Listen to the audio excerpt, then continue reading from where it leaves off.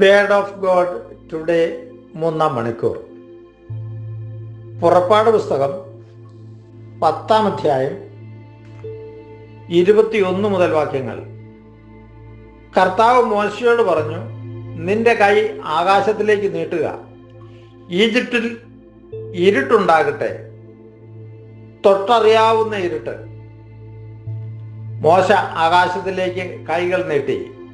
Egypt മുഴുവൻ 3 ദിവസത്തേക്ക് കൂരിരുട്ട് വ്യാപിച്ചു. അവർക്ക് പരസ്പരം കാണാനോ യഥേഷ്ടം നീങ്ങാനോ സാധിച്ചിരുന്നില്ല. പ്രിയമുള്ളവരെ, ഓരോരോ വ്യാധികൾ ഈജിപ്തിനെ കീഴടക്കി കടന്നു പോവുകയാണ്. ഏതാണ്ട് അതിൻ്റെ സമാപനത്തിലേക്ക് വരുമ്പം കൂരിരുട്ട് കൊണ്ട് അവരെ മൂടുന്ന കാഴ്ച നമ്മൾ കാണുകയാണ്. പരസ്പരം കാണാനോ വ്യാപരിക്കുന്നത് എവിടെയാണെന്ന് മനസ്സിലാക്കാനോ സാധിക്കാത്ത വണ്ണം വേദപുസ്തകം പറയുക, തൊട്ടാൽ അറിയുന്ന ഇരുട്ട്. അത്ര ക്രൂരമായ കഠിനമായ ഇരുട്ടിലേക്ക് അവരെ വിട്ടു.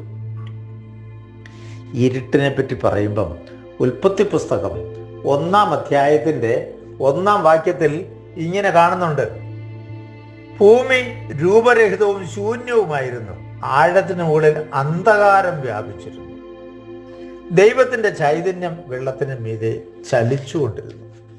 അന്ധകാരത്തിൻ്റെ നിമിഷങ്ങളാണ് പ്രിയമുള്ളവരെ. ഈ അന്ധകാരം അന്ന് അത് ഈജിപ്തിൻ്റെ മേലാണെങ്കിൽ നമ്മൾക്കൊന്ന് ചിന്തിക്കാം, നമ്മുടെ ഹൃദയത്തിൽ ഈ അന്ധകാരം നിറഞ്ഞിട്ടുണ്ട്.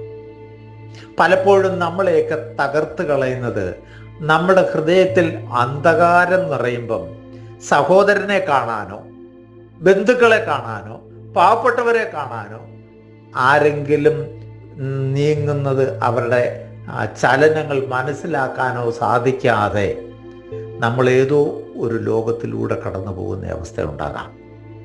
അതും തിന്മയുടെ സ്വാധീനമാണ്, നമുക്ക് തിരിച്ചറിയണം. പലപ്പോഴും നമുക്ക് പണമുണ്ടാവാം.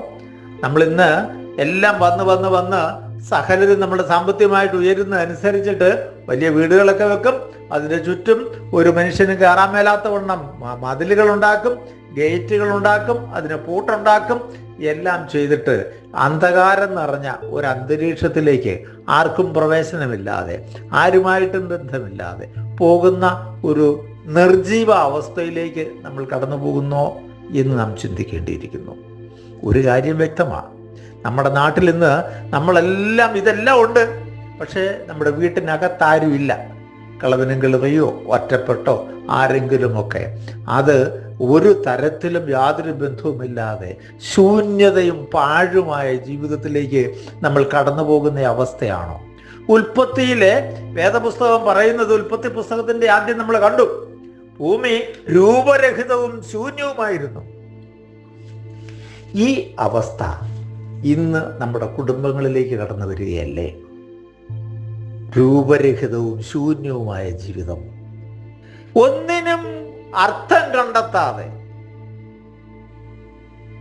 ഒരു പ്രതീക്ഷയുമില്ലാതെ, ഒരു പ്രത്യാശയുമില്ലാതെ, പണം മാത്രം കയ്യിൽ വെച്ചുകൊണ്ട് പോകുന്ന ഒരു ഗതികേടിൻ്റെ അവസ്ഥ. എന്തിനാ ഇതൊന്ന് ചിന്തിക്കാതെ മക്കളെ എല്ലാം പറഞ്ഞു വിടാനുള്ള വ്യഗ്രതയാണ്. ഇവിടെയൊക്കെ ശൂന്യവും രൂപരഹിതവുമായി അന്ധകാരത്താൽ ആവൃതമായി തിന്മയിൽ നിന്ന് തിന്മയിലേക്ക്, നരകത്തിൻ്റെ അടിത്തട്ടിലേക്ക് കുപ്പൂത്തുന്ന ജീവിതത്തിൻ്റെ ശൈലി മാറ്റിയെടുക്കണമെന്ന് ദൈവം നമ്മളോട് ആവശ്യപ്പെടുകയാണ്. പരസ്നേഹത്താൽ നിറഞ്ഞ് ദൈവകൃപയിൽ ജ്വലിച്ച് മുന്നോട്ട് പോകാനുള്ള ആ വലിയ ആഹ്വാനം ദൈവം നമുക്ക് തരുന്നുണ്ട്. പ്രിയമുള്ളവരെ, പൂർണ്ണമായിട്ടും ഒരു സമർപ്പണത്തിൻ്റെ ജീവിതം. ഞാൻ എന്തിനാ ജീവിക്കുന്നത്? എന്താ എൻ്റെ ജീവിതത്തിൻ്റെ അർത്ഥം? ഇത് മനസ്സിലാക്കാതെ എന്തിനോ വേണ്ടി ജീവിക്കാൻ വിളിക്കപ്പെട്ടവരായി മാറാതിരിക്കണം. അത് നമുക്ക് ദൈവസന്നിധിയിൽ നിലവിളിക്കാം. പരിശുദ്ധാത്മാവിൻ്റെ ശക്തി കടന്നു വന്നു കഴിയുമ്പം വെളിച്ചത്തിലേക്ക് നമ്മൾ വരും. അതിനായിട്ട് നമുക്ക് പ്രാർത്ഥിക്കാം. പിതാവിൻ്റെയും പുത്രൻ്റെയും പരിശുദ്ധാത്മാവിൻ്റെയും നാമത്തിൽ ആമേൻ.